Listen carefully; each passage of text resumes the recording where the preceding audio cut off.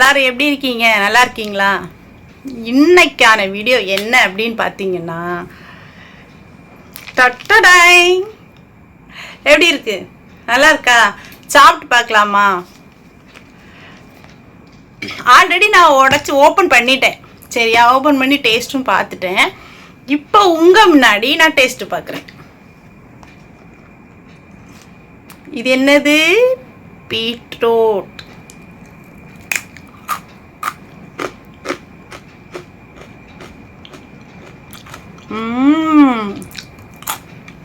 செம்ம டேஸ்ட். அப்புறம் கேரட்.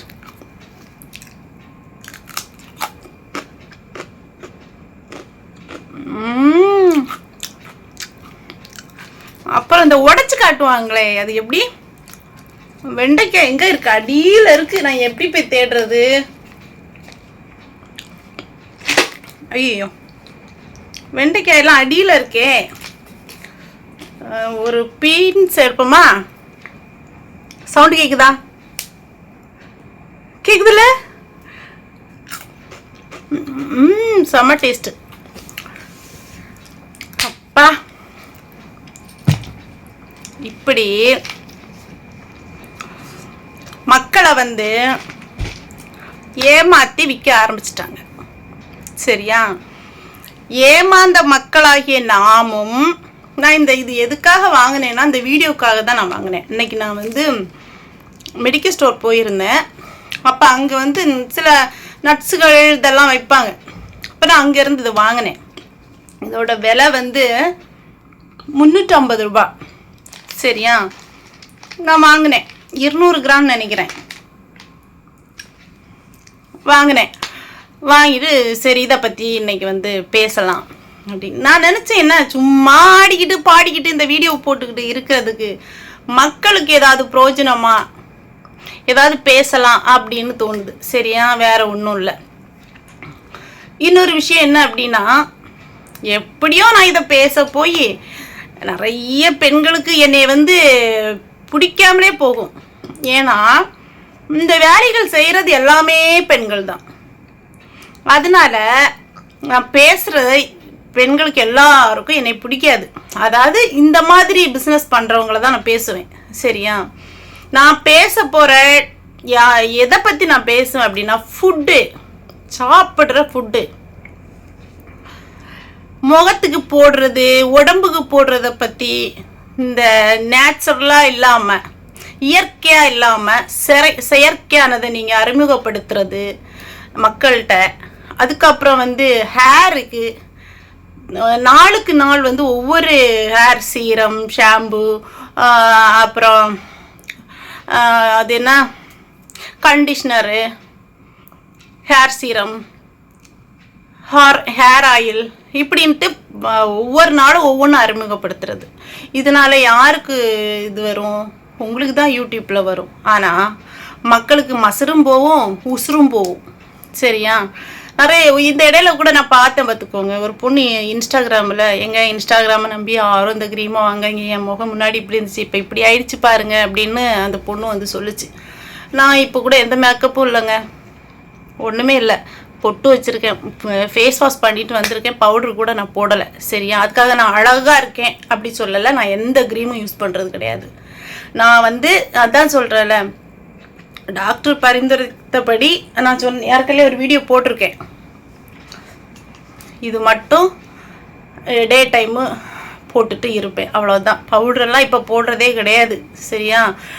ஏன்னா ஸ்கின் டேமேஜ் ஆகிடக்கூடாதுங்கிற ஒரு பயம் எனக்கு வந்துடுச்சு. ஓகேவா? அதனால் நான் இப்போ எதை பற்றி பேச போகிறேன் அப்படின்னா, இந்த இப்படி விற்கிறாங்க தெரியுமா, இப்படி உடச்சி காட்டுறது, கடிச்சு காட்டுறது, ருசிச்சு காட்டுறது, இந்த மாதிரி சொல்லி மக்களுடைய மூளையை செலவு செய்து விற்கிறாங்க தெரியுமா. அதனால் மக்களுக்கு ஒன்று சொல்கிறேன், அவங்களுக்கு வருமானம். சரியா? இதில் என்ன கலந்துருக்கு அப்படின்னா, உப்பு கலந்துருக்கு, ஸ்வீட்டு கலந்துருக்கு, கொஞ்சமாக காரம் கலந்துருக்கு, எல்லாம் மிக்ஸாக மிக்ஸாக இது பண்ணியிருக்காங்க. இதில் ஒரு டேஸ்ட் மசாலா ஏதோ கலந்துருக்காங்க.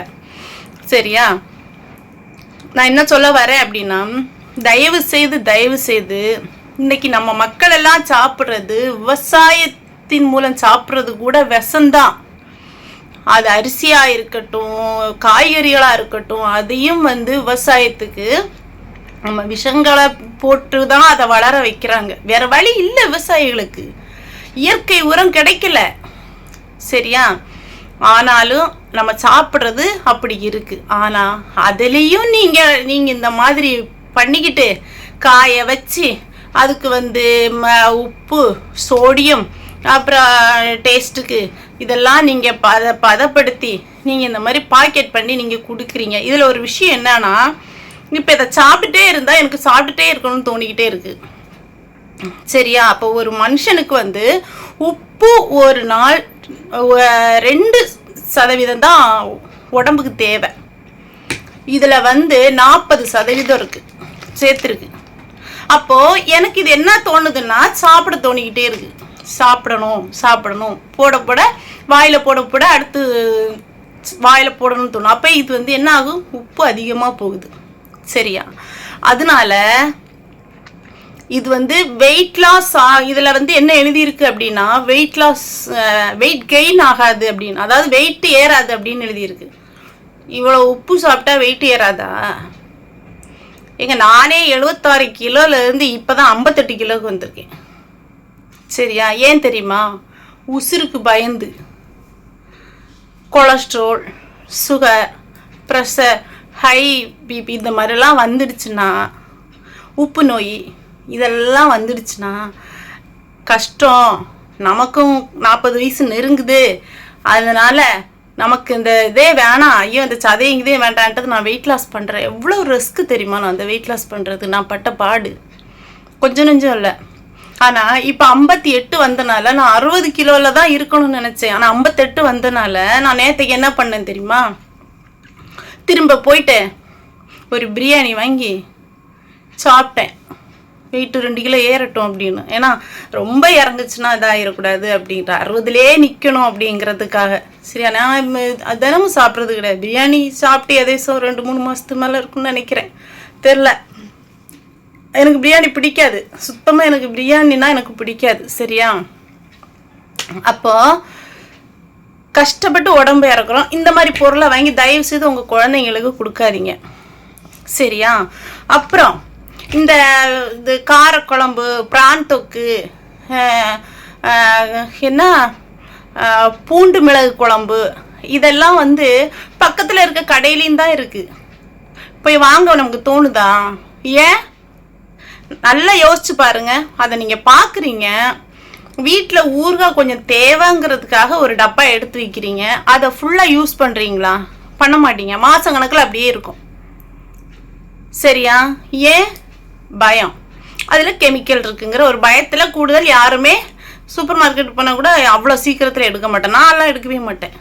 சரியா, அதே மாதிரி இது உங்களுக்கு பண்ண தெரியுமா தெரியாதா? இது இங்கே மேலே போய் இருந்துக்குது. உங்களுக்கு சமைக்க தெரியுமா தெரியாதா? உங்கள் எல்லா பெண்களுக்கும் சமைக்க தெரியும். இவங்க சேல்ஸுக்கு விற்கிறாங்க. சரியா, 3 மாதம் 6 மாதம் கெடாமல் இருக்கும்னு சொல்கிறாங்க. அப்போ 3 மாதம் 6 மாதம் கெடாமல் இருக்கிறதுக்கு நம்ம நார்மலாக ஒரு புளி குழம்போ இல்லை ஒரு இதோ வச்சா டெய்லி சூடு பண்ணி தான் நம்ம சாப்பிடுவோம். அப்படியே வச்சுக்க மாட்டோம். இது டப்பாலே இருக்கும். 3 மாதம் 6 மாதம் வரைக்கும் கெடாமலே இருக்குன்னு சொல்லி சேல்ஸ் பண்ணுறாங்க. கெமிக்கல் இல்லாமல் இருக்குமா? நீங்களே யோசிச்சு பாருங்கள். உங்களுக்கு வீட்டிலலாம் சமைக்க தெரியுமா தெரியாதா? ஏங்க நானும் தாங்க சமைப்பேன். ஊறுகாய், மீன் ஊறுகாய் போடுவேன், மாட்டுக்கறி ஊறுகாய் போடுவேன். ஆனால் நான் மாட்டுக்கறி சாப்பிட மாட்டேன். ஆனால் சொல்கிறேன், மாட்டுக்கறி ஊறுகாய் போடுவேன். பிரான் தொக்கு சூப்பராக வைப்பேங்க. அவ்வளோ டேஸ்ட்டாக இருக்கும் பிரான் தொக்கு வைக்கிறது. கடம்பா ஊறுகாய் போடுவேன், அதை பதப்படுத்தி ஊறுகாய் போடுவேன். அவ்வளோ டேஸ்ட்டாக இருக்கும். கருவாடு ஊறுகாய் போடுவேன், பச்சை மிளகாய் ஊறுகாய் போடுவேன், தக்காளி தொக்கு வைப்பேன். சரியா, நான் இந்த மாதிரி எல்லாமே பண்ணுவேன்.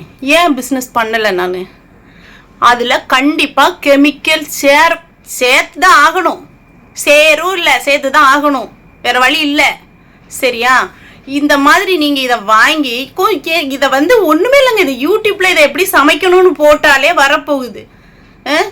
அது இல்லாமல் நீங்கள் இங்கே இருந்து அவங்க எக்ஸ்போன்னு ஒன்று போடுறாங்க. சாரி, எக்ஸ்போ போடுற எல்லாருக்கும் ஒரு சாரி கேட்டுக்கிறேன். நான் உண்மையை சொல்கிறேன், என் மேலே கோவப்படாதீங்க, அவ்வளோதான். நான் யாரும் பேர் சொல்ல எக்ஸ்போ போடுறவங்கள நான் வந்து இந்த உணவுப் பொருட்கள் விற்கிறத மட்டும்தான் சொல்கிறேன். சாரி, ட்ரெஸ்ஸு, சுடிதார் இதெல்லாம் நான் சொல்லவே இல்லை. உணவுப் பொருட்கள் அதுக்கு சம்மந்தமாக பேசுகிறேன். சரியா? யாருக்கு கோவம் வந்தாலும் எனக்கு பிரச்சனை இல்லை, நான் உண்மையை சொல்கிறேன்.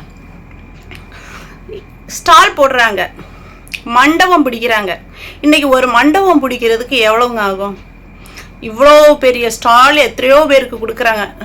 30-40 ஸ்டால் போடுறதுக்கு ஒரு மண்டபத்துக்கு கொடுக்குறாங்க. நான் வந்து பெரிய மண்டபமாக இருக்கும். அப்போ அந்த மண்டபத்துக்கு 6-7 லட்ச ரூபா வருமா? 5 லட்ச ரூபா வருமா?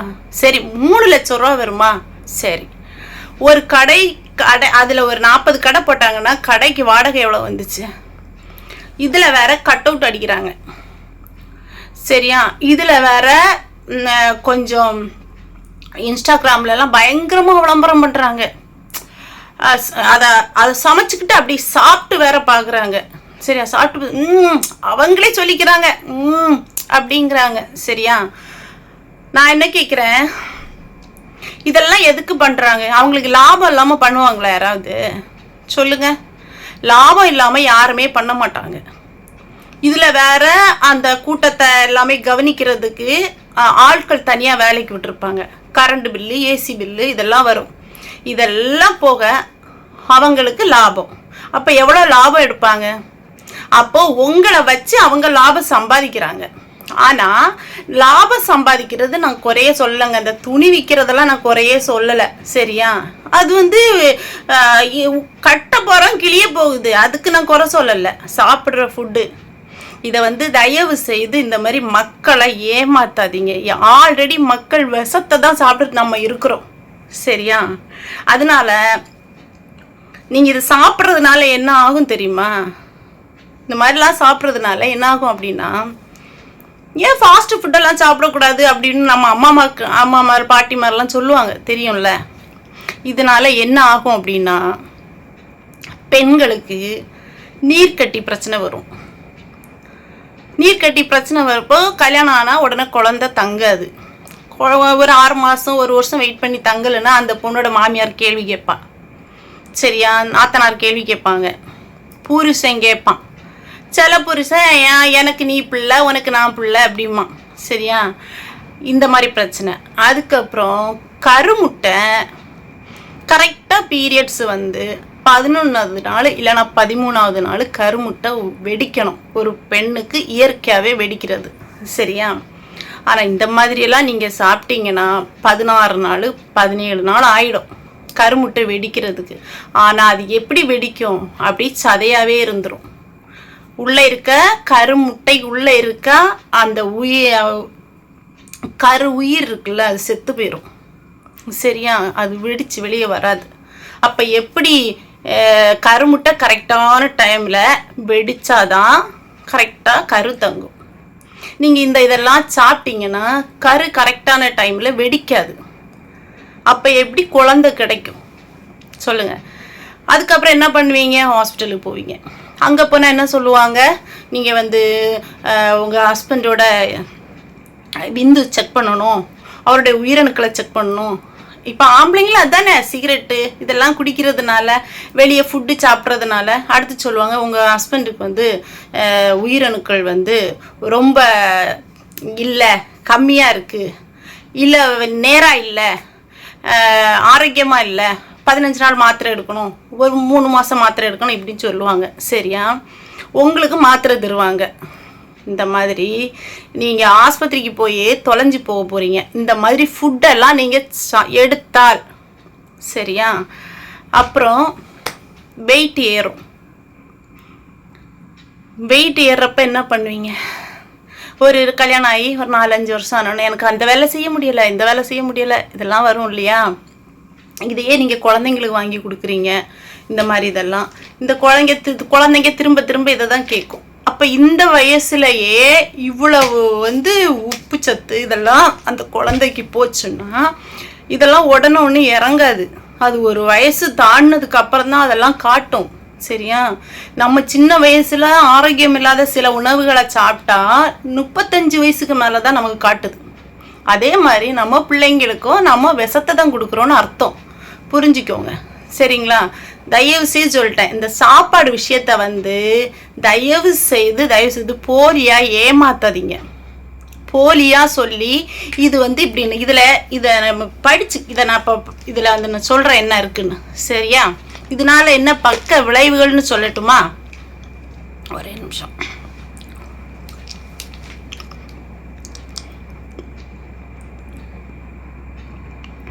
இதில் வந்து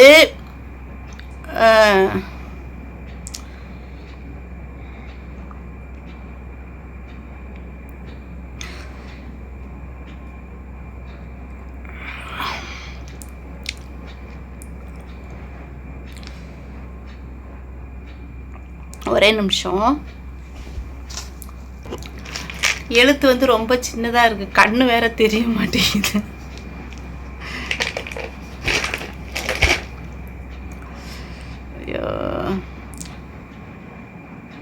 உப்பின் அளவு அதிகரிக்கும் போது ஹை ப்ரெஷர் பிபி வரும். சரியா? ஓகேவா? இது சாப்பிட்றதுனால மாரடைப்பு ஹார்ட் அட்டாக்கு வரும். பக்கவாதம் ஸ்ட்ரோக்கு கண்டிப்பாக வரும். உடல் எடை அதிகரிப்பு, தொப்பை போடும். சரியா? அடுத்து என்ன கொடுத்துருக்காங்க?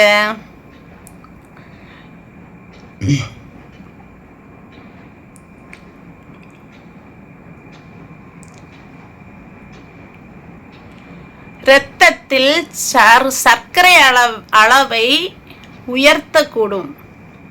சரியா? இதெல்லாம் இப்போ சாப்பிட்ட உடனே தெரியாது உங்களுக்கு. இப்போ நான் ஒரு 25 வயசில் சாப்பிட்றீங்கன்னா ஒரு 30 வயசுலலாம் தெரிஞ்சிடும். ஒரு 30 வயசில் சாப்பிட்றீங்கன்னா 35 வயசில் தெரிஞ்சிடும். நீங்கள் இப்போ குழந்தைங்களுக்கு இப்போ கொடுக்குறீங்கன்னா குழந்தைங்களுக்கு ஒரு 25 வயசுலேயே சுகர் வந்துட போகுது. சரிங்களா? அதனால நான் என்ன சொல்கிறேன்னா, தயவு செய்து இந்த மாதிரி காய்கறி பதப்படுத்தப்பட்டதை வாங்கி குழந்தைங்களுக்கு கொடுக்காதீங்கன்னு தான் சொல்லுவேன். வேறு ஒன்றுமே சொல்கிறதுக்கு இல்லை. அதே மாதிரி நீங்கள் இந்த மாதிரி பாக்கெட்டில் பண்ண நான் இதுக்கு முன்னாடி ஒரு வீடியோ போட்டேன், அவங்க சமைக்கிற பாத்திரத்தை பார்த்தீங்கல்ல, அது அதே மாதிரி எப்படிங்க ஒரு பொருள் கெட்டு போகாமல் இருக்கிறதுக்கும் அதை போய் சாப்பிட்ற எனக்கு இன்னொரு விஷயம் வந்து எனக்கு புரியலை. ஒரு மண்டபம் பிடிச்சி போடுறாங்க, இதுக்கு வந்து இந்த பெண்கள் வந்து அலைமோதுறாங்க.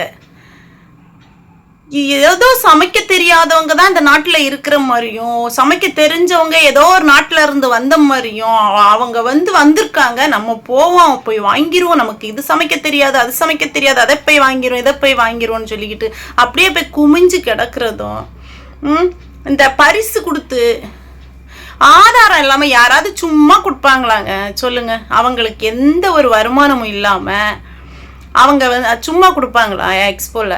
இது வந்து ஃப்ரீ, இது ஃப்ரீ, இது ஃப்ரீ, இது ஃப்ரீ, இது ஃபர்ஸ்ட் ப்ரைஸ், இது செகண்ட் ப்ரைஸ், தேர்ட் ப்ரைஸ், இது 50 பேருக்கு, இது 100 பேருக்கு.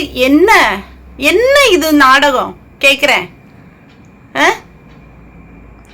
ஏமாத்தலாம், மக்களை வந்து ஏமாத்தலாம், ஒரு லிமிட்டாக தான் ஏமாற்றணும், ஓவராலாம் இது பண்ணக்கூடாது.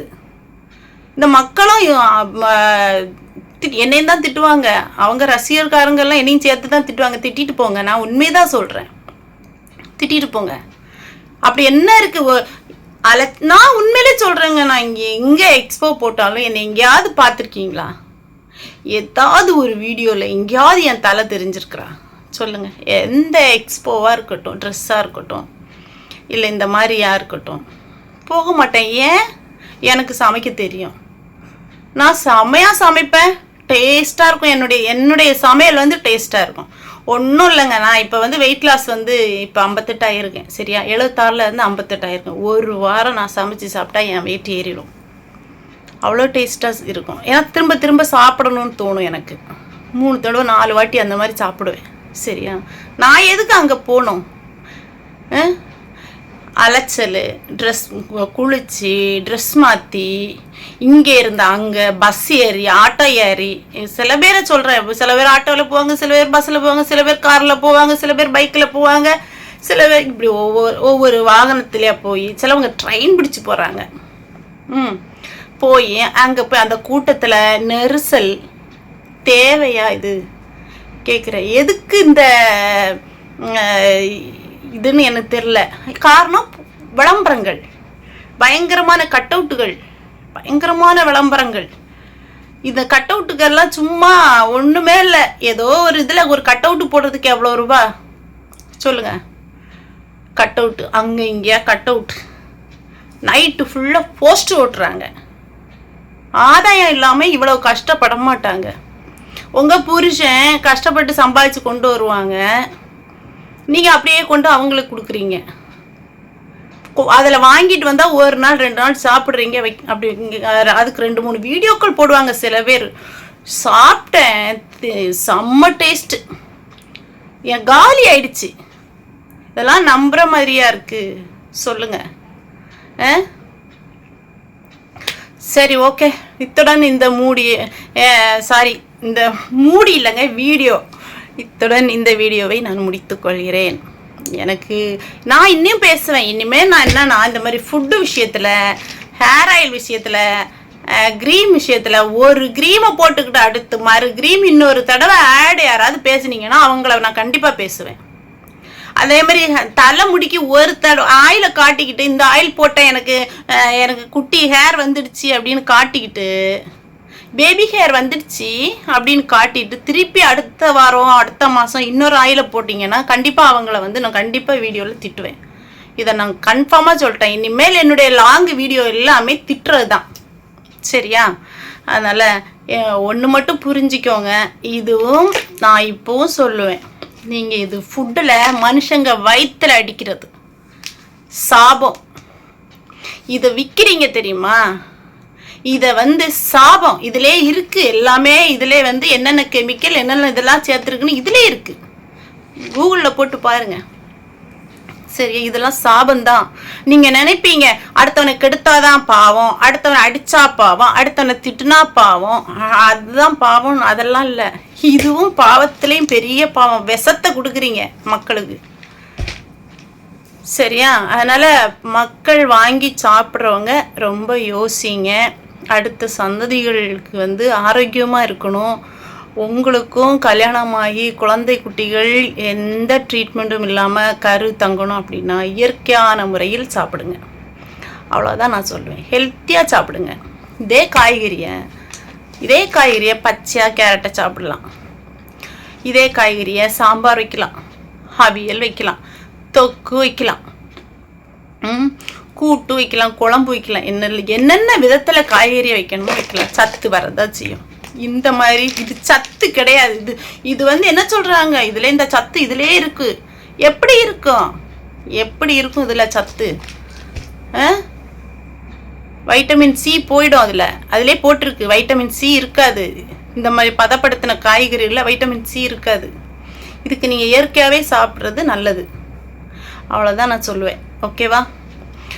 அப்பா வந்துட்டாப்பா அப்படின்னு அடுத்த வீடியோவில் வரப்போ சொல்லுவாங்க, அப்பா வந்துட்டா, இன்னைக்கு என்ன வீடியோ கிளிக்க போகிறாலோ தெரியலையே அப்படிம்பாங்க. சரியா? இனிமேல் ஸ்கின்னு ஹேர் ஃபுட்டு வேறு எது நீங்கள் விற்றாலும் சேல்ஸ் பண்ணாலும் நான் ஒன்றும் சொல்ல போகிறதில்ல. ஆமாம், சொல்லி என்ன கிளிக்க போகிறேன்? ஒரு 10 பேர் கேட்க மாட்டாங்களா? நான் போடுற வீடியோ ஒரு 10 பேர் பார்க்க மாட்டாங்களா? சரியா? அதனால் நான் என்ன சொல்கிறேன்னா, இதுவும் சாபத்துக்கான ஒரு இது. நீங்கள் எவ்வளோதான் சாமி கும்பிட்டாலும், எத்தனை கோயிலாக போனாலும், இதை விற்று நீங்கள் உங்கள் பிள்ளைங்களுக்கு உங்கள் குடும்பத்துக்கு நீங்கள் சாப்பாடு போட்டாலும் அது சாபத்தில் தான் போய் முடியும். அதனால நான் சொல்லிட்டேன், நீங்கள் இதை தயவு செய்து இந்த மாதிரி நீங்கள் பண்ணாதீங்க. இதிலே எல்லாமே எழுதியிருக்கு. சரியா? அதனால் பார்த்து மக்களே உஷாராக இருங்க. ஓகே, இந்த வீடியோ பேசுனது தப்புன்னு எல்லாம் சொல்ல மாட்டேன். தப்புன்னு சொல்வேன்னு நினைக்கிறீங்களா? சொல்ல மாட்டேன். Okay bye. ஆனால் என்ன தெரியுமா, என் வீடியோ பார்க்குறாங்க, ஆனால் பார்த்துக்கிட்டு அப்படியே போயிடுறாங்க. சரியா?